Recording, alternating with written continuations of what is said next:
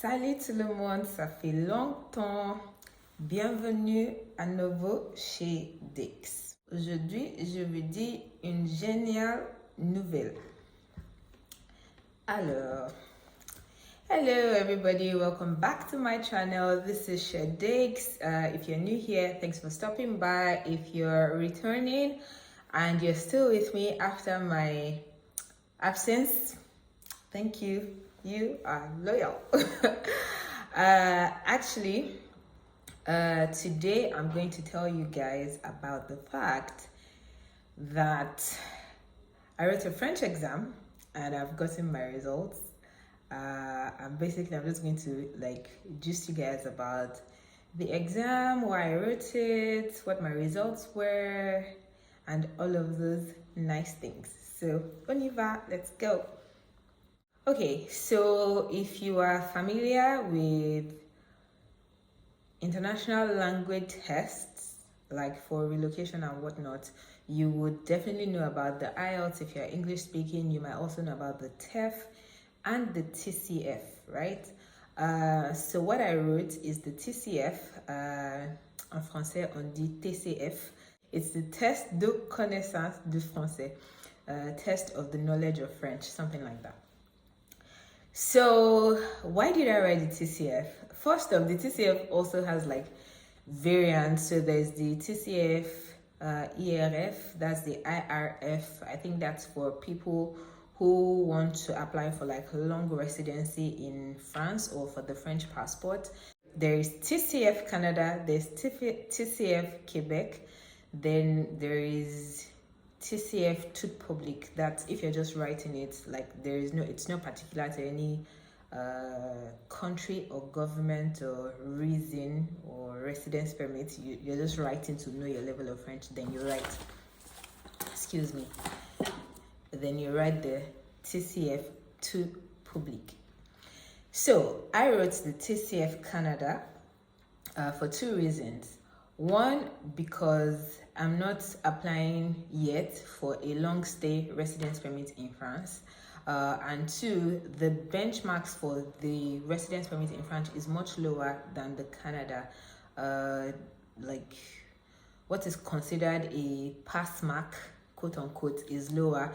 But I wanted to know, I needed something that would ginger me to study better. And obviously, I also wanted to be able to use it if needed for Canadian express entry or whatever. So I was like, okay, instead of writing the one that I can only use in France, I would write one that can serve both purposes, because if somebody asks me what my level is in French and they need official proof, I can still present this even if it is TCF Canada, right? Now, how much did I spend writing this test? I spent a total of 249 euros, and that's basically because the test itself, the registration for the test was 210 euros, and then I paid 39 euros for a preparation tutorial on a completely different website. But I kid you not, I think that 39 euros is the best money spent. I don't even know how I would have written that exam if I did not do that tutorial, because they were mock tests. And after I wrote the test, I realized that they were literally structured the way the actual test is structured. And you can see your score. You see how you compare to other people, not necessarily in real time, but they say, oh, maybe you're in the top 81% of all the people that have taken this test, of course referring to their website, right? So they're not a new website, so if I'm in the top 81, either people were not doing this good, or if I'm in the lower 40s, then I know that, oh, I have to buckle up and stuff like that. So it was just good for ginger to know either you're doing well or you're not, and all of that. So how did I prepare for this test? I told myself, I think I bought the tutorial thing and registered for the exam maybe 6 weeks before the actual date, because they only host the test once a month, and you have to register the preceding month or something similar. So I'd registered 6 weeks or 7 weeks before, And then I just kept telling myself that, oh, on the portal for the whatever, I could see that the entire tutorial from start to finish was about 32 hours. So I said to myself that I was going to try to do 1 hour a day for 32 days and all. But then it didn't quite work out that way, because of course their estimation and your reality are not the same thing, first off. And second is, so sometimes something that they say is 1 hour might take you 1.5, because of course you're trying to read to understand before you answer questions and all of that. And then when you do the mock test, they are timed, so you have like this real life exam scenario where you have to stick with the time and ensure that you finish before your time runs out. But yeah, I didn't study as much as I should have. At the time that I wrote the test, I think I was on maybe like 92% completion. I was stressed, like I was just tired. I didn't feel like studying anything that would take me out of my comfort zone, because I was just like, can we just speak English? You know. So on the main test day itself, I arrived at the venue. And speaking of the cost, that was the cheapest I could find. Like, it took me a while to even find them. Most of the other ones were, I think, minimum of $250, and then there was a particular one that I even tried to pay for, and then when I got to the payment page, they had some hidden charges, so the cost went up again. I'm like, nah, you are not going to guilt or trip me into doing this. I'm going to go and find another one without hidden costs. So then I found this one, and I'm like, great. So on the exam day, I got to the venue. We were probably like 15 or 16. My test was in the morning, and then after I finished, I realized that they literally had 2 batches for that day. So I think maybe they took it in the order that people registered, because the room can only take maybe like 15 or 16 people for the computers. It was a computer-based test. And when I finished, I go back downstairs, and there were other people that were supposed to start after us. I was just like, ooh, okay. Anyway, the test itself has 4 parts, just like the IELTS. So there's the listening, there's the reading, there is the speaking and writing. So comprehension oral, comprehension écrite, expression oral, expression écrite. Okay. So basically, let me just glance through or find my way through everything. So the listening test has either they show you a photo, and then you hear 4 different options, and you're supposed to select which one describes the photo best or describes what's happening in the photo, or you listen to an audio extract, and then they ask you a question at the end, and then you pick an answer from the options provided, A to D. And of course they grow in difficulty, so it starts easy and you're like, I've got this. And then it gets complicated, where like the extracts are much longer, or people are speaking really fast, or the question at the end is not really clear because they've discussed multiple things, and you're just like, you know. It was like that. Then to the reading test, and I think there were like, were there 40 questions? I think there were like 39 or 40 questions. It was a lot, right? And then for the reading, it was the same thing. There were about 40 questions, and they're broken into 2. So you don't see the difference in they don't tell you it's broken into 2, but I know because of the tutorial that I took, the tutorial people actually broke it into 2. So there's the expression écrite, and then there's the structure de la langue, that's language structure.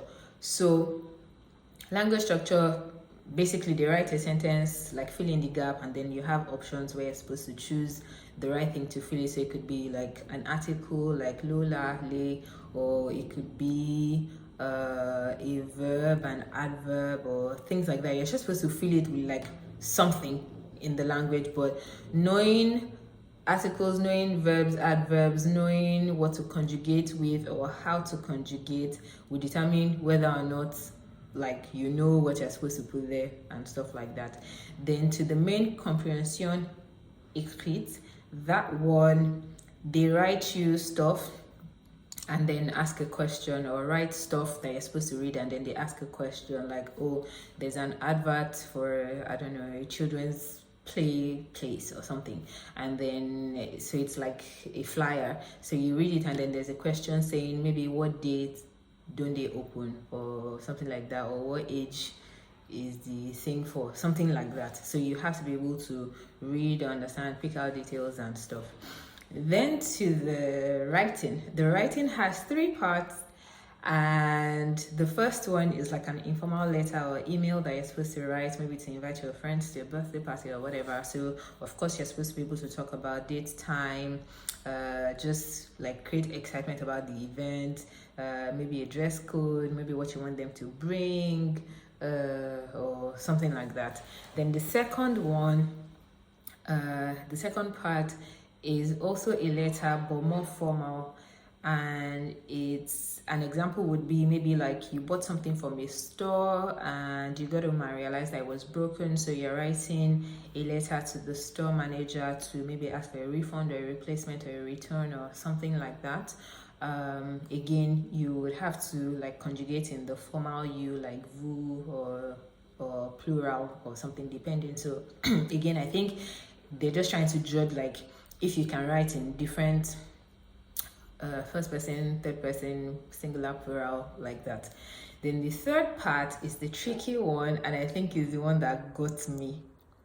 So that one, they give you 2 different write-ups that share 2 different opinions about the same subject, and then your question has 2 parts. So part A is summarize both documents, right, in your own words. Then part B is now share your opinion on the subject, and you're supposed to write, I think, a total of 200 words.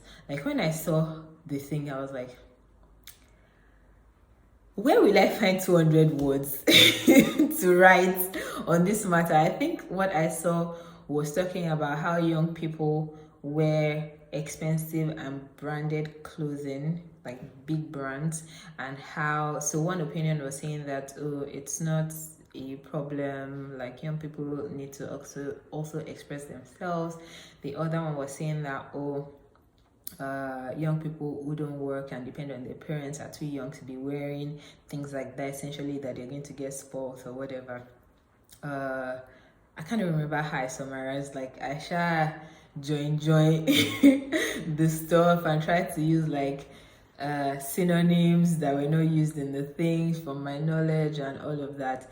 Then the sharing my opinion part, I did not have any opinion on any of the opinions or any of the sides of the story that I could write 200 words on. So I was like, I have a smart idea. I'm going to stay in the middle and just say that, oh, a balance is required, and that way I can write on the both sides, therefore I have more things to write, right? So I just said that, oh, if parents can afford it, then it's not a problem, but also we need to remember that these children are in high school and they're impressionable. This is a peer-pressure period, and this is a big stage, and their friends who are from less fortunate, or classmates who are from less fortunate backgrounds might feel a type of way, and so we should teach our children contentment, and parents also should let fortunate parents also should let their children know the value of stuff and not to rub things in people's faces, and a few more blahs. So that was what I did. Then for the speaking test, that, oh my god, that gave me jitters for days before the test, because there are 3 parts, right? So the first part, you're supposed to introduce yourself. That one is easy, like everybody can say, oh, je m'appelle Dekemi, je suis célibataire, j'ai quelqu'un, je suis venu en France février 2022. You know, everybody can talk about themselves basically. However, it gets complicated as it goes along. So the second part was what was it about? Was you get, you know, in IELTS, they give you a subject to talk about and then you can prepare for 2 minutes. It's the same thing. They give you something to talk about and then you can prepare for 2 minutes.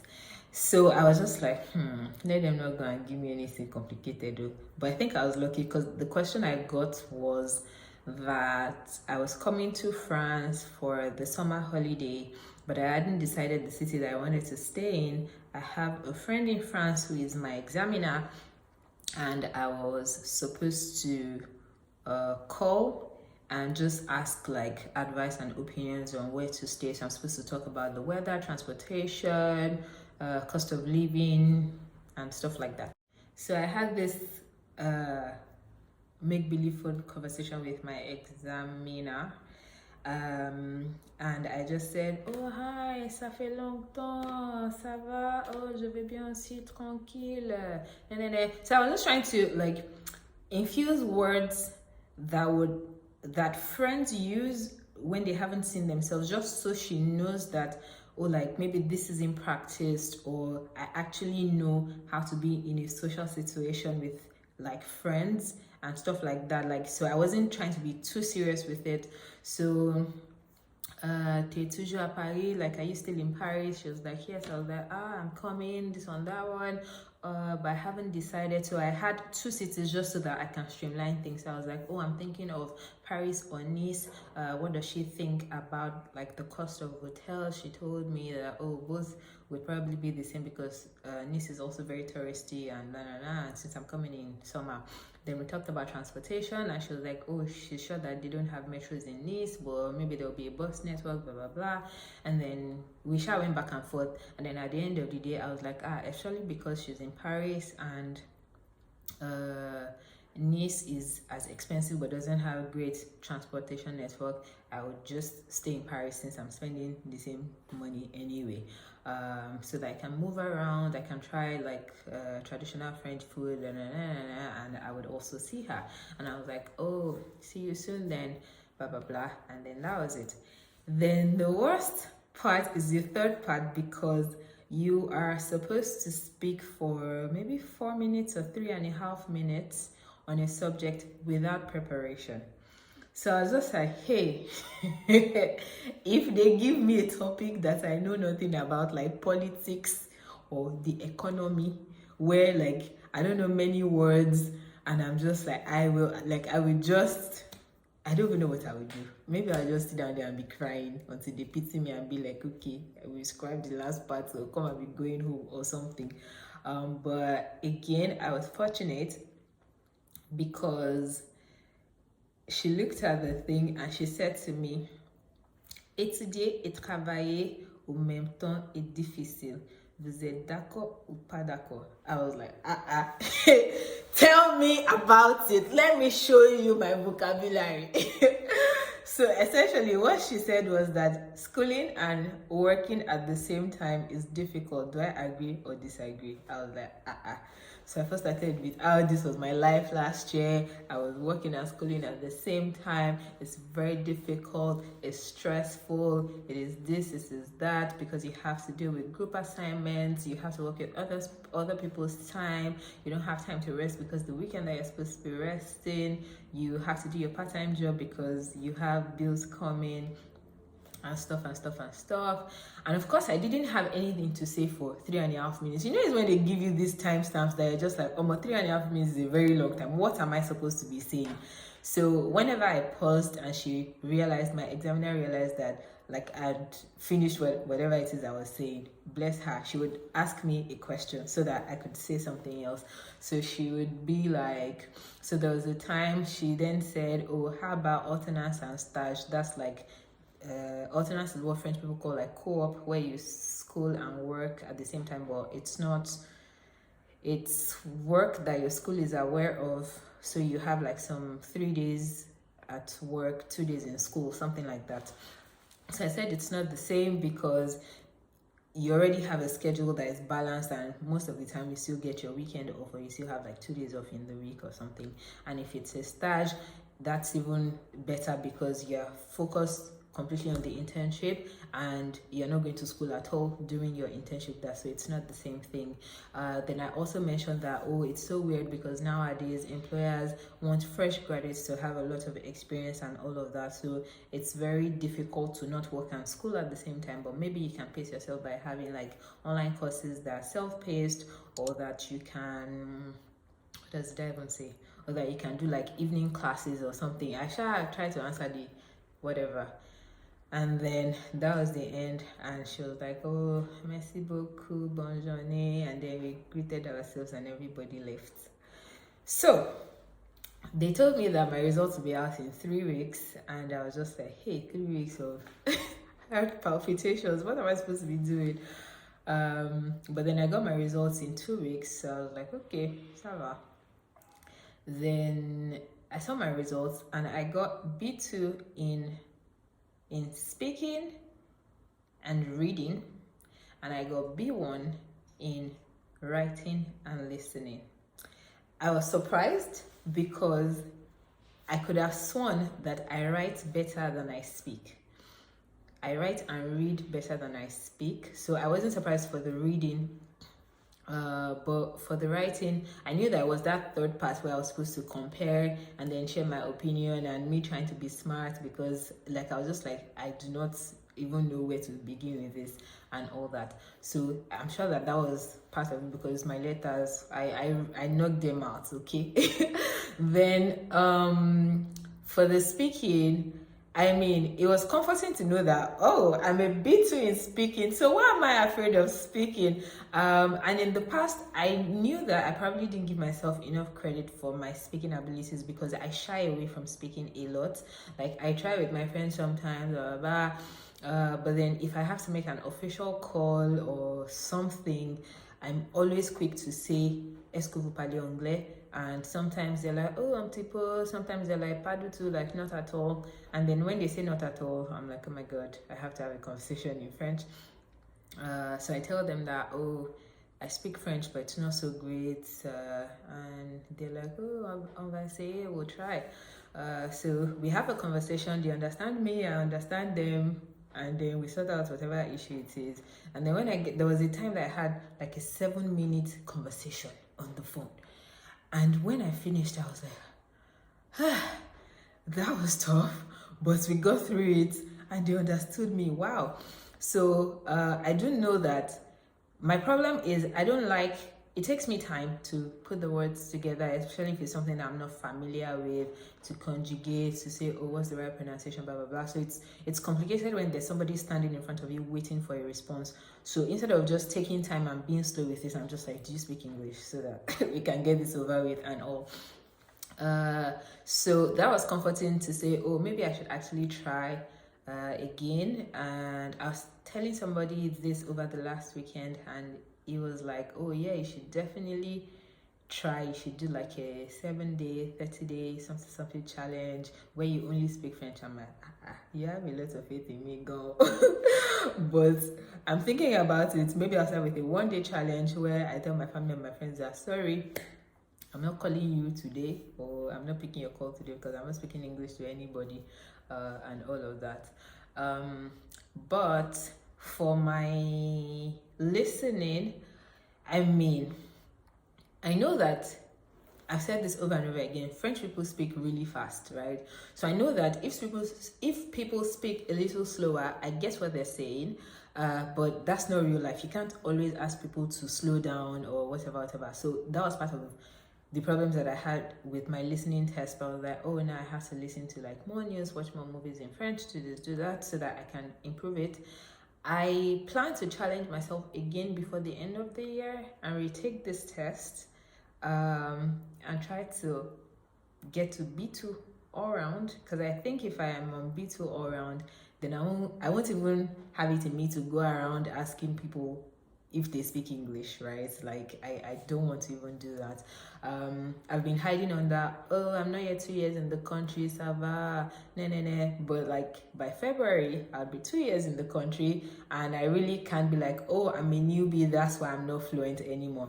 I mean, there are lots of people who have spent much longer times and are not fluent, but like, I am interested in the language, I actually want to learn it.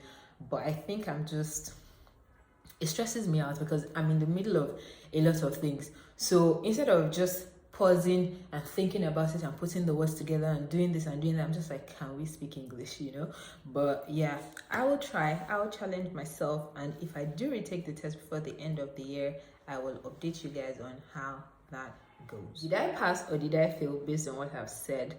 The truth is there is no pass or fail marks for the TCF or the TEF or the IELTS. It all depends on why you wrote it, what you want to use it for, and the benchmark that those people have set. Now, one of the reasons was for personal whatever, just to know what my level is. So in that case, I know what my level is. There's no pass or fail. It's just I can do better than this. The second one is, I could use it for the Canadian Express Entry thing, right? So apparently, from what I've seen, I meet the minimum benchmark for everything except my listening. So I'm like, interesting. And that's like, of course, using it as a second language, not as the primary language. So I'm like, interesting. So maybe if I rewrite it, I will actually do better and all of that. So yeah, fingers crossed, we'll see. And basically that's how my TCF journey went. And yeah, I do have my attestation and we move. So I hope you guys enjoyed this. If you I'm gonna put the link to where I bought the tutorial in the description box. This is not a paid ad, but I truly found it useful. They're called Prep My Future. I think they also have a YouTube account as well, because I watched some speaking test simulations on their YouTube accounts. But that their TCF preparation is actually truly helpful. Yeah, and if you can buy 210 euros registration for the exam, you can buy 39 euros to prepare and pass the exam. So yeah, and I think when you buy, it is valid for 1 year. So it's not like, once the exam is over, you lose your whatever. I think they just count like 1 year from whenever you buy it, and it's valid for 1 year. So there you go. Yeah, let me know if you found this useful. Let me know if you plan to write any friend test or any language test soon, how you're preparing for it, how that's going, or if you've written in the past, what your scores were, what you struggled with, if you ever took it a second time, and if you're able to use it for what you wanted it for. Okay, I'll see you in my next video. À bientôt.